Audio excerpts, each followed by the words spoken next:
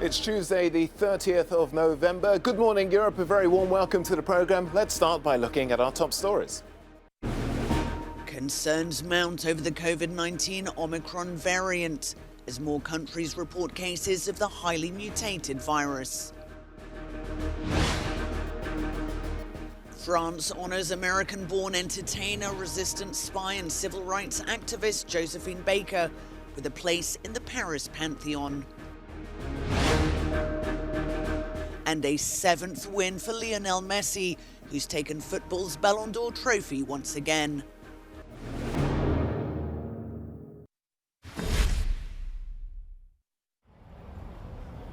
An increasing number of countries around the world are reporting their first cases of the new, highly mutated COVID-19 variant Omicron.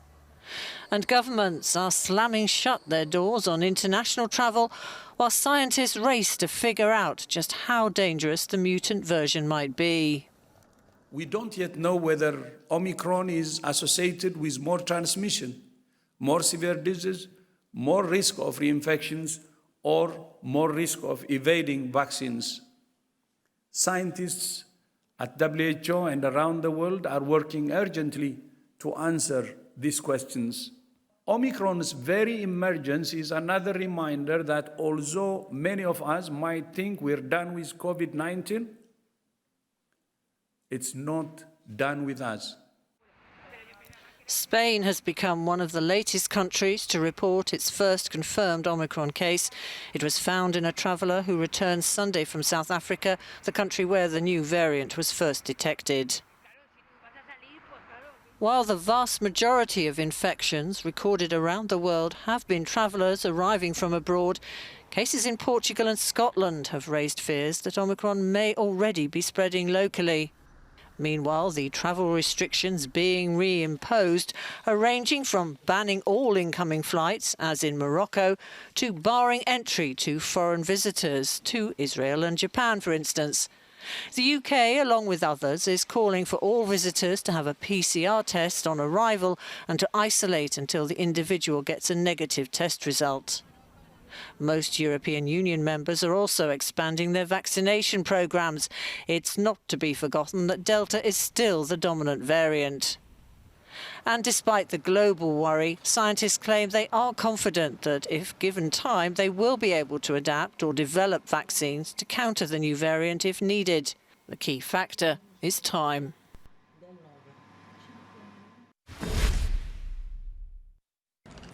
Ladies and gentlemen, Her Excellency Dame Sandra Prunella Mason, President of Barbados.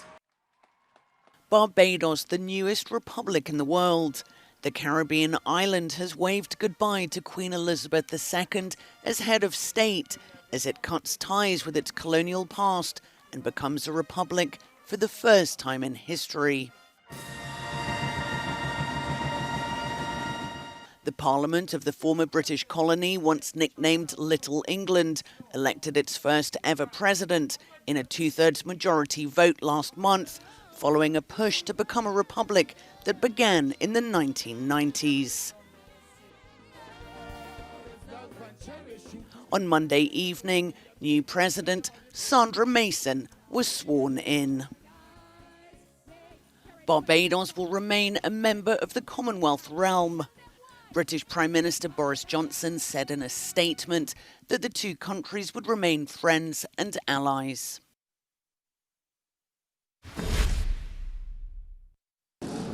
France's Interior Minister has outlined the need for an accord with Britain over illegal migration across the English Channel. Gérald Darmanin's comments followed a meeting with European officials which the UK was uninvited from. The EU's border agency has agreed to deploy a plane to monitor the English Channel and has pledged to work closely with European nations to tackle migrant smuggling networks. Despite recent tensions between the UK and France, Darmanin said the door is still open for Britain to rejoin talks. It's in the common interest of Europe and Great Britain to work together to try and resolve this problem. And to work together to cooperate, there needs to be two sides. From the moment when the double talking from Great Britain stops and there is a serious attitude, when we can talk and our exchanges in private correspond to those taking place in public, then the French government is absolutely ready to resume discussions with Great Britain very quickly. Euronews international correspondent Annalise Borges says there is a lot of ground to be made up in French and British relations following a series of diplomatic missteps from the UK. Gérald Darmanin was quite blunt and even harsh when it comes to his British counterpart and British officials who he says who he's accused of a double discourse. He said that in private the conversations and the negotiations go one way, but then in public they change. Of course, France is still very upset about the leaking of that letter. He says there is no trust that can remain in place in that way, and he says that it's very important for Britain to start walking the walk and no longer only promising but working towards actually cooperating with France. He says it's in both sides' interest to fix this problem, to tackle migration, illegal migration in that way, one that of course is responsible for tragedies like the one we saw last week when 27 people died in the English Channel. Gérald Darmanin also said that it's very important for Britain to actually cooperate with France, but that can only happen through the European Union. He said that it's time for a European agreement between Europe and Britain and the UK. He says that he reminded the press today that the UK decided to leave the European Union. That was a very unfortunate decision, but that was their decision, and that now all negotiations must go through Europe, must go through at a European level. We don't know for now whether or not what Jean Castex is going to be proposing to Boris Johnson tomorrow is going to be anything that could evolve into an agreement between the European Union and Britain. But certainly today a show of force of sorts from France and a very resolute interior minister saying that Britain is the cause of all this, saying that even though the two sides don't agree on what is happening, we can't change geography, according to Gérald Darmanin. She's accused of having procured and groomed girls as young as 14 for the disgraced financier Jeffrey Epstein to sexually abuse. The trial of British socialite Galaian Maxwell finally gets underway in New York on Monday. The sex crimes are alleged to have taken place at several of Epstein's properties, including his Manhattan townhouse and his Palm Beach mansion in Florida. Prosecutors claim Maxwell, a former girlfriend of Epstein, gained the girls' trust in order to lure them into illegal sex acts with him. 4 accusers are set to take the stand. The 59-year-old daughter of former press baron Robert Maxwell has pleaded not guilty to sex trafficking and other crimes. She faces up to 80 years in prison if convicted on all counts. Epstein, a financier, philanthropist, but also a prolific paedophile, killed himself while awaiting trial for sex crimes in 2019. The trial of Galaian Maxwell got underway Monday afternoon here in New York City, where prosecutors called their first witness, Jeffrey Epstein's longtime pilot, where he described in broad strokes the role Galaian Maxwell played in managing Epstein's properties and household, describing their relationship as being, quote, couple-ish. In their opening statement, prosecutors said that Maxwell was Epstein's partner in crime and not just a facilitator. The defense argued that Maxwell was being made a scapegoat.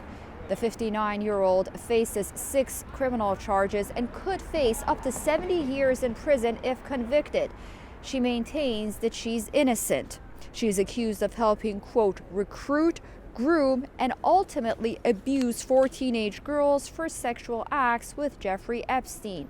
Those 4 accusers will take the stand in the days and weeks to come in a trial which is expected to take up to 6 weeks.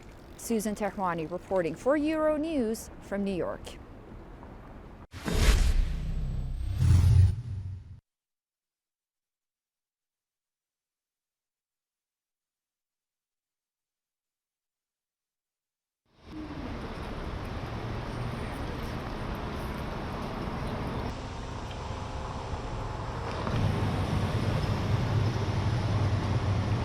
Where else would Jack Dorsey make this announcement but on Twitter, the platform that he co-founded?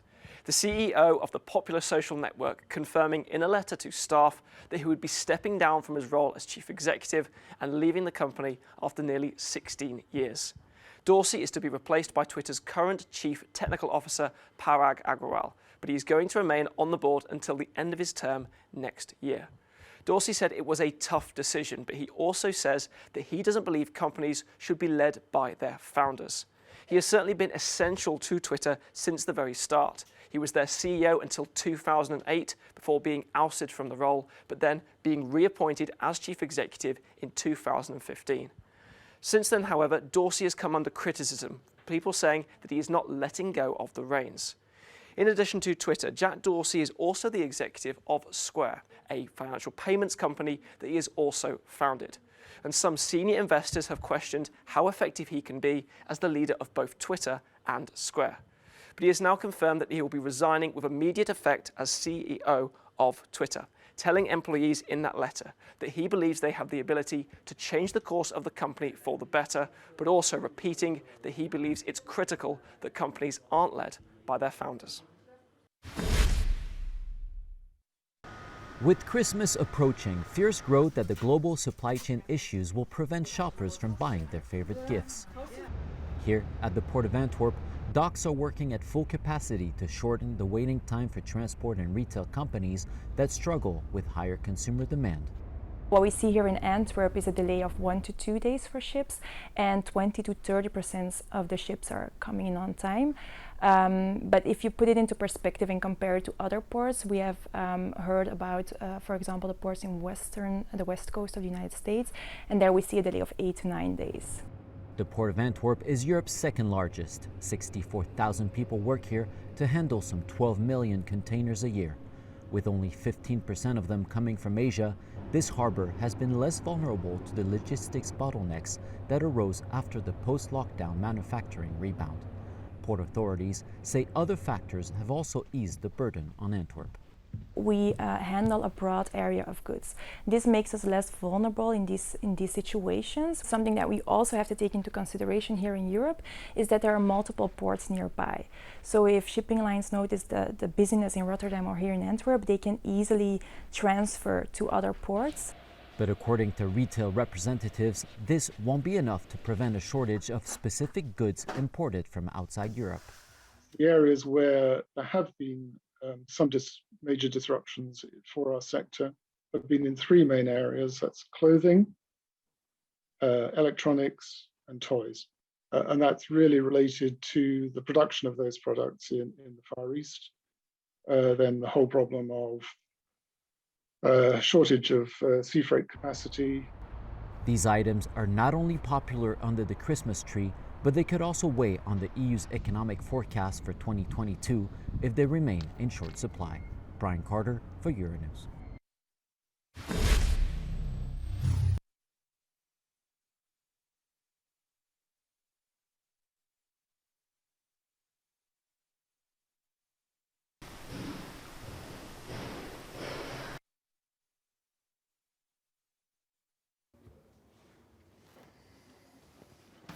Alors, ce qui est amusant, c'est vrai, alors si après la guerre...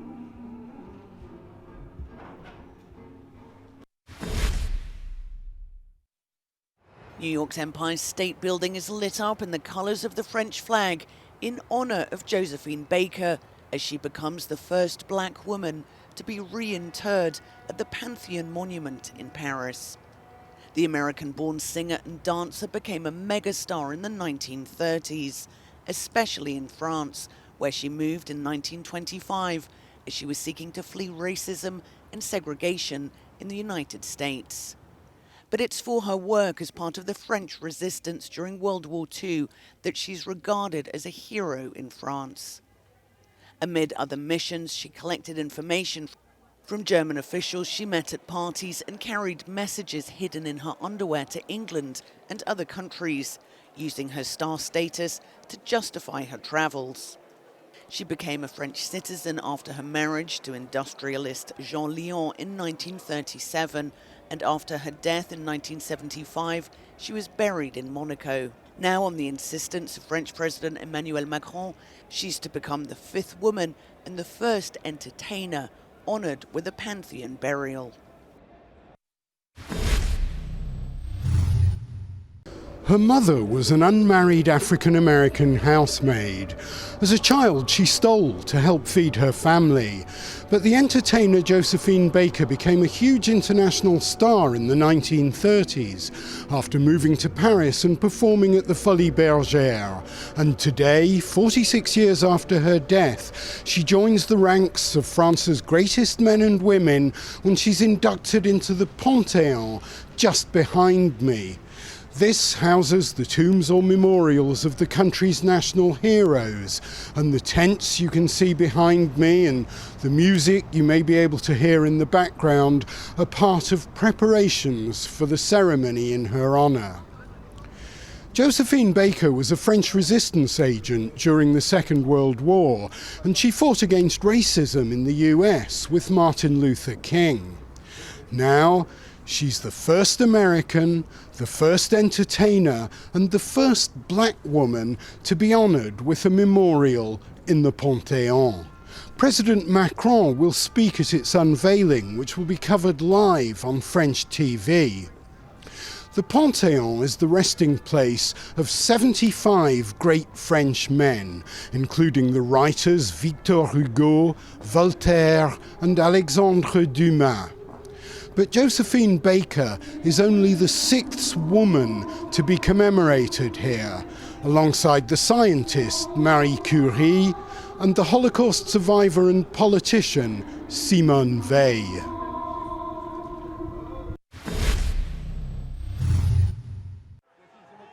Argentina's Lionel Messi has won the Ballon d'Or award for the best player in the world, again. It's the 7th time he has received football's most prestigious individual trophy. The Paris Saint-Germain and Argentina forward helped his country win the Copa America, his first international honour, and has scored 40 goals in 2021. The truth is that I never thought about the 7th, nor do I think about the 8th. So I'm looking forward to this new stage of my life at my new club, Paris, where I'm totally happy, adapted, and eager to achieve a new goal. Bayern Munich and Poland striker Robert Lewandowski came second, and Chelsea and Italy midfielder Jorginho was third. Taking the Women's Award for Best Female Player in 2021 was Barcelona captain Alexia Putellas. She helped Barca secure their first Champions League crown, beating Chelsea 4-0. Sports journalist Michael Kern told Euronews that despite tough competition in the male category, the Argentinian maestro was a fitting winner. For Messi, some people may look at this award and go, well, actually, yes, it's incredible for Messi. You know, he's won it for the 7th time. But what about Lewandowski? Because he's had a great season. Has Messi's season been as good? Well, let's not forget, he scored 41 goals, 17 assists. Messi also won the Copa del Rey and also, of course, the Copa America, finally winning that major trophy with Argentina. So, yes, you do feel for Robert Lewandowski. Should he have won it last year? Should he have won it this year? But he did pick up the Striker of the Year award. So he's not gone home empty-handed. And Messi, of course, winning that 7th Ballon d'Or. Cristiano Ronaldo, of course, wanting to win loads of Ballon d'Ors as well. Of course, for him, he finished 6th, which is the first time outside the top 5 since 2010. That's it from me and the entire team here. Do stay with us as we bring you all the latest from across Europe. And don't forget, you can stay up to date with the latest stories on euronews.com.